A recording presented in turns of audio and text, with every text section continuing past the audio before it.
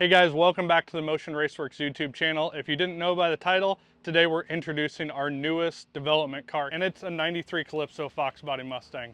It's a little bit different than what stuff we build traditionally.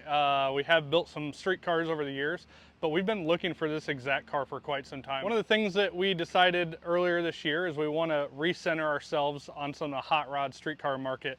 We all have stuff at home like this, and we want to make some parts that really maximize the experience and make the builds easy, just like we do in the racing market. So what better way than to just start with our own project here at Motion Raceworks. Since the last time we built a street car, which was Bubba's Nova, we have acquired companies, we've designed new products, and we just have a whole host of things to offer this thing. And in the process of doing what we do to this car, we're going to learn about other things that we want to make. So it's going to benefit everybody, and we're really excited. In my opinion, a 93 Calypso notchback is probably one of the coolest cars of the 80s and 90s. Everybody loves them, whether you're a Chevy, Ford, Dodge guy, or anything in between. It's iconic, the color is perfect, and I want to show you around this car because it is absolutely incredible. So a little bit more about the car. Under the hood of this thing, it's already been coyote swapped. So it has the Lord's power plant under the hood. I'm a Chevy guy at heart, but there's no denying the fact of how cool a Coyote is.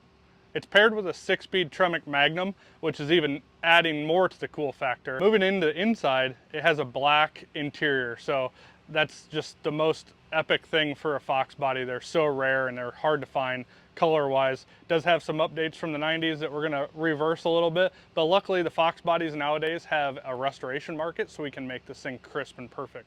Now you might be asking yourself, this thing's already swapped, like what could you guys possibly do? Like any swap, it's been done, but there's a lot of things we don't like about it. It's been executed very nicely under the hood, but we have a lot of parts that'll make it better, some parts we want to develop, and we might even change the powertrain up a little bit now that it's already coyote swapped. So we've had this car for a few days now. Me and Brett took it around the block. It's got like a 410 or 430 rear gear. It's great. It's a lot of fun to drive. I drove it back and forth to work, but it's gonna need some more horsepower. So our next video will be adding horsepower to it. But we want to introduce you to it in the meantime. And in the meantime, it also needs some brakes. So we're at the home of TBM Brakes down here in Bradenton, Florida. Our new XS3 brake line released just under a year ago. And we're gonna go ahead and upgrade this thing with some XS3 brakes so that when we add some more go to it, we have the whoa to back it up. Plus, it'll give us a good install for you guys to see a Fox body just getting swapped over to some really great street brakes. All right, so just like all the rest of the testing we're gonna do with this thing, we gotta make sure the burnouts properly. Yeah, it's definitely a good idea. Yeah, so gotta get some baselines before we get too crazy with things.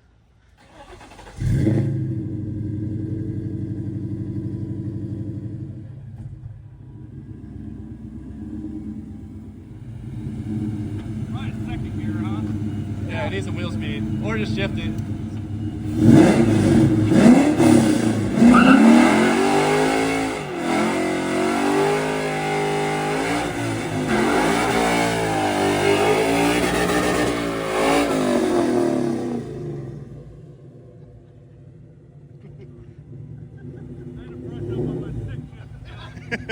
For science. Is that good enough? Or? Yeah, I think that's pretty good. What does the crowd think?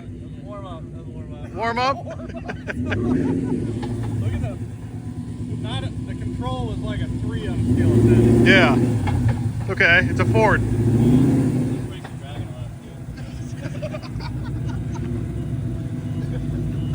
I'm gonna stand back a little bit so we get that 1-2. The gauges are about to fall out of it.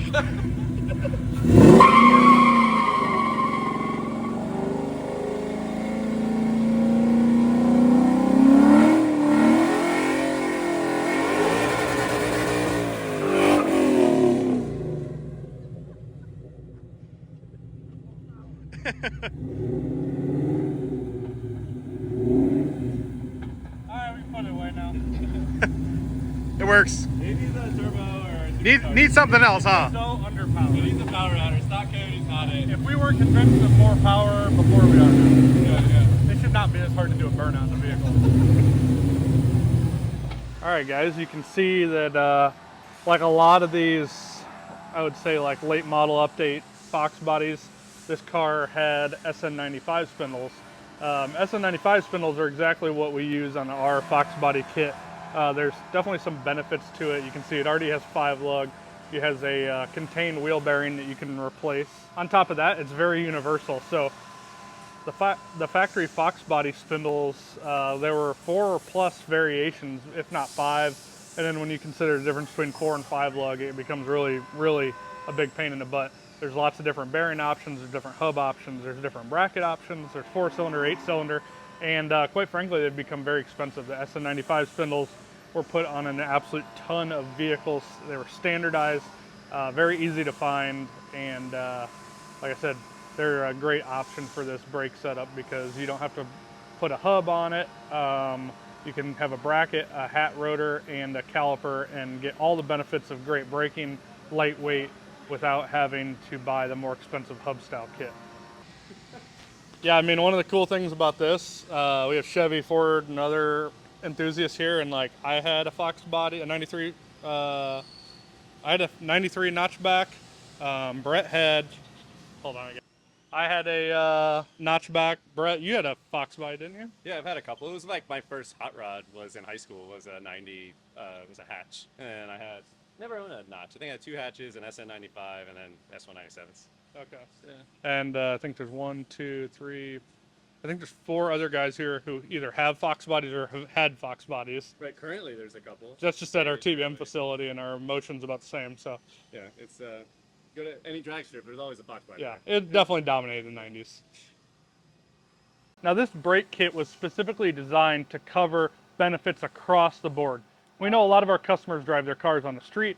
Looks are important. Sometimes they go to the racetrack, whether it be a circle track or a drag strip, and they just want all of them. They want wheel fitment, they want the most modern looks, great performance on and off the track, and we really feel like this brake kit covers a bridge between all of those things. Now this brake kit utilizes a 12.19 inch 810 thick rotor. That's paired with an aluminum hat, which creates a very lightweight rotor combo that is still vented. So it's going to dissipate heat for normal street use, for normal driving use, and even on the track. With the XS3 brake kit, we paired it with our all-new, brand new design 4-piston caliper. Now this caliper has 4 huge 1 3/4 pistons and uses a lot of TBM's proprietary race caliper technology to create a stronger, more rigid caliper so that when you hit the brakes, all that force is translated to stopping power. Finally, we paired that brake rotor and that brake caliper with a set of Hawk HPS pads.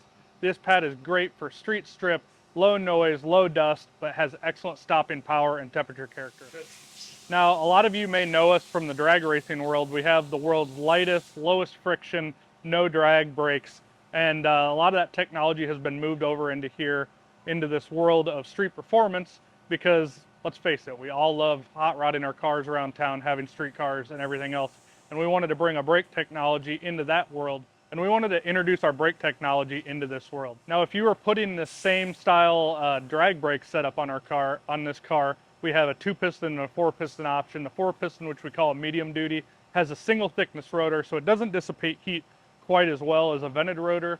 It's a little bit lighter, but you kind of have a trade-off there. The great thing about using the XS3 brake setup specifically is, like I said, it offers the best of both worlds. This brake kit will clear most 15-inch and larger wheels. The caliper does not sit super far out, which becomes a problem with clearance on a lot of front brake kits. And overall, per corner, it is typically only 3 to 5 pounds heavier than our medium-duty drag brake kit. So you're not sacrificing a whole lot of weight in terms of adding compared to our drag brakes, but you're getting a whole lot of versatility if you're somebody that likes to multi-purpose your vehicle.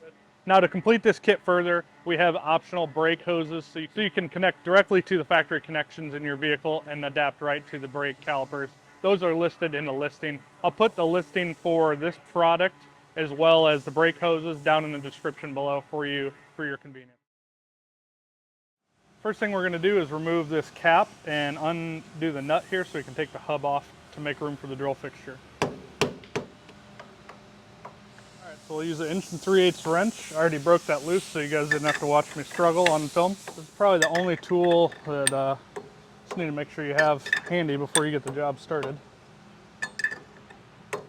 Yep. Now that the nut's off, that just slides right off. This is a good time to check your bearing. Just spin it, make sure it doesn't have a gritty feeling to it. All right, so now that we have that off, we have clearance now for our drill fixture. Basically what we're using this for is to create a new hole for our bracket to mount off of because we are moving it compared to the factory bracket. All right, now with these tight, you want to make sure they're tight so it doesn't have any slop or play in it. The steel bushing is going to act as a guide for this drill bit, and you're going to drill straight through the back of the spindle. All right, so this is a hardened steel bushing, and this is supplied 25/64 bit. So we'll just use it as a guide and go straight through the caliper. Nice. All right, so once you are done drilling that with the fixture, take it off. Now we need to cut the spindle so that the new bracket and caliper can go on and clear. All right, so the cut here isn't super critical. You can see this raised surface. We're basically trying to do away with that, so I just go to the edge of that. But you still want to leave enough room for the caliper bracket to sit flush here because this hole here is going to sit on that. So you want it to have some support. So the blue mark is a little bit more illustrative. But you can see here now we have the clearance to where we can, that can sit flush, and then it clears the actual caliper itself as well. All right, so it's all bolted up, and we're ready to put the hub back on and bolt the caliper and hat and rotor. Along with everything we do on brakes, we always recommend putting some type of Loctite on it, whether it be red or blue. A lot of factory vehicles don't have it on these style bolts, but it's a good idea, especially if you don't check and do a lot of maintenance on your vehicle, to put some Loctite on it. So paired in here, I know a lot of people like to safety wire, some don't. We find it more than appropriate to use the supplied 5/16 bolts along with some red Loctite to secure this together, and then we'll torque it down once they're all assembled. All right guys, so when you're using a Loctite or a thread locker type of product, make sure you're using a high temp. Brakes see a lot of temperature, so the last thing you want is a low temp that can release at the normal operating temperatures of brakes. So make sure you pay attention to that. Any Loctite is better than no Loctite, but we found that to be the best option. All right guys, so here's a little tip while you're installing this, because you'll probably have a variety of different studs in here. So stock studs have this chamfered enlarged section, and aftermarket ones are sometimes straight through, or some of them even have a bigger chamfer yet than that. So on the back of our hats, we have all these different options, and they're numbered on the front, 1, 2, 3. So for the stock studs, we're going to use hole 3. That's enough room for the chamfer to fit, because basically you want this face right here to sit flush against that. If the hole that you're using is too small, it won't sit flush. You want the stud to still be tight on it so that it can't move around as it goes, so it centers itself. So we're going to go ahead and line up number 3 to one of these holes, and you can see if you zoom in, you can see that it fits snug against that chamfer down in there. If this was a straight thread for some reason with an aftermarket hub or whatnot, you might use a different hole. But we give you options so that you're not painted into a corner based off the differences in your setup. All right, so the next step, we're going to bolt the caliper on, which may seem a little elementary, but you want to make sure that the hat is bolted down snug and properly so that when it spins, it runs true. And then that also will allow us to have it sitting properly. So when we bolt this on, we can check caliper spacing. The worst thing you can do is have things not spaced off properly. Some of these spindles have, you can't really guarantee the life that it's had, whether it was machined properly from the factory, all that stuff. So we want to make sure we space this. There are shims included in the kit so that you can get things perfect so it spins freely, has no problems. For some of you that street drive, the no drag might not be as important to you, but for those of us who like to do a little of both, you're going to want this thing to spin freely like that, with or without the caliper, so that you get the most out of your car on the track as possible. So from here, what we'll do is we will bolt this caliper up, and then we'll eyeball it, and if it looks good eyeball with everything snug, we'll try to slide the pads in. You can of course measure that this as tight as you want. It's not completely necessary to get carried away with that down to the exact thousandths. Typically I'll just eyeball this stuff. But it's very important that this hat is bolted down, otherwise you're trying to hit a moving target. One last thing, because it's sometimes the most frustrating part, make sure the bleeder fitting is at the top of the caliper when you install this. If it's on the bottom, you're never going to be able to bleed it properly.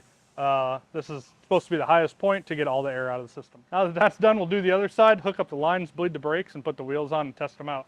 One thing I will note after you start using is if you're doing it like we do, where you don't take the coating off, which we highly recommend you take the coating off ahead of time. If you don't, you're going to see some smearing, and like I said, it's going to be an extended break-in period for your pads. So don't be surprised if you don't follow those directions, that you have a little bit longer time before they feel amazing, before you stop seeing that smearing, before potential noises. So like I said, always a good idea to knock it off. We'll do it just to show you kind of the back and forth. All right, guys, so these things look really good. We chose black because it's our opinion that calipers shouldn't be the focal point of a car, but hey, everybody has a different type of opinion, but they look really good on there. The cool thing about this is they'll fit these 17-inch ponies, and then they'll also fit some like 15-inch drag wheels if we ever get a little carried away on doing all that. So yeah, looking good. On to the next round of modifications. All right, guys, got some Extreme 6 .5.1 brake fluid in this thing. Again, if you are going to be doing some type of street strip use with this thing, this is great fluid. It's compatible with your old .3 and 4 fluid, which is what a lot of this stuff has. That's like what most parts stores sell. We don't recommend using .5.1. That is a silicone-based fluid and will make brake seals swell. The only benefit of it is it won't hurt your paint, but the downfall is that it's really terrible for your brakes and your brake system. Most brake system components are not compatible, whether it's ours or somebody else's. So this stuff's good for high temperatures, low temperatures. It's a great all-around fluid, and we have it available, so grab it when you grab your brakes. All right, guys, so what's important to know about this brake system when you're comparing, if you haven't already bought brakes, it has 4 3/4 pistons, which a lot of times people think more pistons are better. But if you take the area of those pistons and add them together, that really is what determines the braking force. That, and then the ability for it to not flex and everything. A lot of people think a bigger brake pad, more pistons is better. Not really. You're basically taking a force input, and that determines it. Now, when you're talking about like extreme road racing stuff, that is a situation where, you know, like a 24 hours Le Mans or something like that. A lot of times, the huge rotor, the big pad in those situations is made to disperse heat better. But for the purpose we're using these brakes, incredible braking power, as good or better than any. Has a very strong caliper, so that power actually gets translated. What's really important is we designed it to be able to fit on a 15-inch wheel, but also look good in something much bigger. If you look here from the side, the caliper offset towards the front is very low.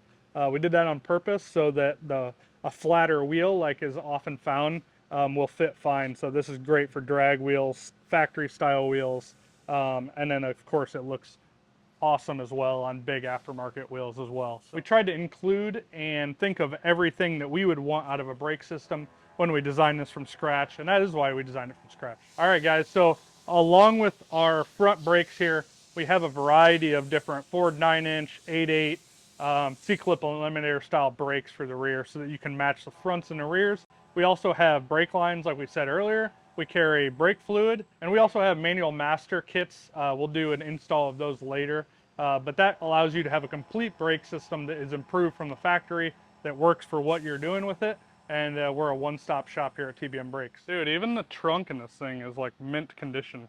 Yeah, the car is pristine. Like it's pretty dang good. Like, You had a Fox box. It is pretty stock, I think. I think it's just original like this. Doesn't look like anyone worked on it. Yeah, I think it may have had a paint job. Right. It is a Canadian car, so I think it's got like kilometers per hour maybe. Yeah. And then what's really cool about it too, I guess, I don't get into the rarity of Fox bodies, but it's an all manual car, so like manual windows, manual. Yeah.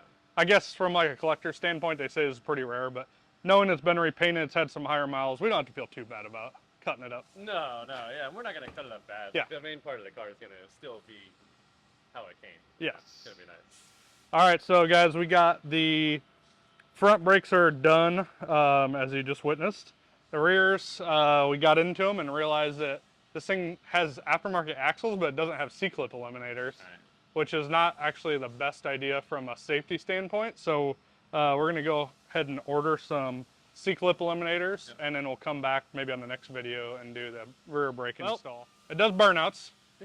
It does burnouts. It's not particularly fast with the NA Coyote. No, no, you know, it's a good engine, and compared to what it came with, it's probably making almost twice as much horsepower. Maybe it makes like 390 or 400 or so to the wheels, but I think we need to double that Yeah. to make Yeah. it drivable. I mean, Yeah. I mean, just purely for being able to pass on the highway. yeah, I was driving it from your house over here, and it was like a Formula 2-hole Trans Am, and it was like kind of like I'm like, oh shit, it's like what you would come across, you know, a few years after owning this car, and like you don't know what's done to that car. Yeah. So yeah, I couldn't even race it knowing that we had a stock Coyote. Like we need something. Yeah, that'd like decrease your credit score or something. Oh, if I got beat by the yeah, Trans yeah, Am, yeah, that would in, have been bad. in a coyote-powered car. Exactly. All right, so definitely something has to be done with it. But the good thing is the looks about this car are fantastic. The ride height is great. It's got these 17-inch ponies on it. It's got great brakes on it now. Man, all that's left to do is add some horsepower, I think, and then from there we'll just kind of like learn what we want to do to it to kind of crispen it up and products we want to make in the future. Right, exactly. We know how to build ultimate drag cars. Most of the videos are about that. So to make this one just like a true cruiser, just get in, turn the key, all the products work as they should. Looks good. It has to look good and function good. So it's gonna be perfect. I mean, we are getting older, so at some point this is going to be what we look at full time. So we got a few years, but Yeah, right. we might as well get a head start on it. Not ready for it yet, but exactly. Might as well get a head start. All right, guys. So don't forget to hit the subscribe button. This is gonna kind of dominate our channel for the next few weeks or months because we're actively behind the scenes working on some parts for it. We are gonna be dropping a new engine combination and/or power adder in it. Not sure exactly what it is, but hopefully by the next video we'll have all that sorted out, and we'll kind of give you guys some tips on installs along the way, and maybe you guys will even give us some ideas. So drop some comments below what you'd like to see. What's your vote on Power Adder? I know we talked about it a little bit. Yeah, but for me, I still, you know, obviously I'm a turbo guy, but like a supercharger, like a Roots blower, is just like to me the epitome of a street car because like you stab it and the power's there. Yeah. You know, all the time. Like it's compact, it's cool looking when you open the hood. Yeah. You know, that's always my vote for street car. Okay, so we got one vote for supercharger. We all like turbos. NA would be cool, but nobody's really doing like crazy NA Coyote stuff, right? Yeah, well, the problem is you'll spend as much as the power adder or more, and then have to run an exotic fuel and all this kind of stuff to get 700 horsepower. Where if you just throw 10 pounds of boost at this thing, any form, it's going to make 800. Yeah, And be fine. And we know the recipe to that. Right, exactly. All right, guys. Don't forget to hit the subscribe. We got more coming at you. If you love Fox bodies and you love hot rodding, you're going to love this series.